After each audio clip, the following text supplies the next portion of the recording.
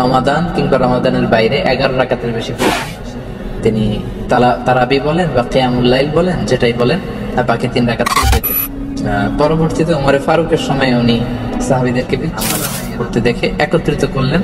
তখন থেকে 20 রাকাত চালু হলো মসজিদে নববীতে, মসজিদুল হারামে। আর যত বেশি ইবাদত করা যায় ততই ভালো।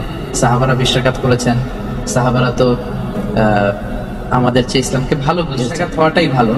ফলে কারো যদি স্বাস্থ্য খারাপ লাগে সে চলে গেল বা কিছুক্ষণ বিশ্রাম নিয়ে আবার অংশগ্রহণ করলো। 8 রাকাত 20 রাকাত, এখানে আমি বলেছিলাম সম্মানিত ভাইয়েরা, কোয়ান্টিটি ধর্তব্য না, মানে কয় রাকাত এটা বেশি গুরুত্বপূর্ণ। গুরুত্বপূর্ণ কত ধীরস্থির ভাবে, কত স্মুথলি আপনি পড়ছেন। আলহামদুলিল্লাহ, আমি তো মালয়েশিয়াতে তারাবি পড়ি, কত চমৎকার ধীরস্থির ভাবে যে তারা পড়ে। মিশরে তারা ধীরস্থির ভাবে পড়ে, হেরেম শরীফ কত ধীরস্থির ভাবে পড়ে। আপনারা দেশে 8 না 20 যারা আমার আলোচনা পছন্দ করেন, আমি তাদেরকে দাবির জায়গা থেকে বলবো 8 না 20 তারা কেউ এই নিয়ে তর্ক করবেন। আমার আলোচনা যারা পছন্দ করেন, ইসলামকে যারা পছন্দ করেন, তাদেরকে আমি বলবো, ইয়াং যুবক সমাজ যারা আছো, 8, 20 এগুলো আমি তোমাদের মুখে শুনতে চাই না।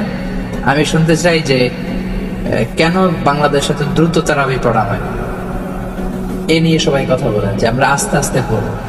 থেকে রমাদান একটু আমরা দাঁড়িয়ে আল্লাহর সামনে কতটুকু দাঁড়িয়ে থাকা যায় এই অভ্যাসটা আমরা করার চেষ্টা করি।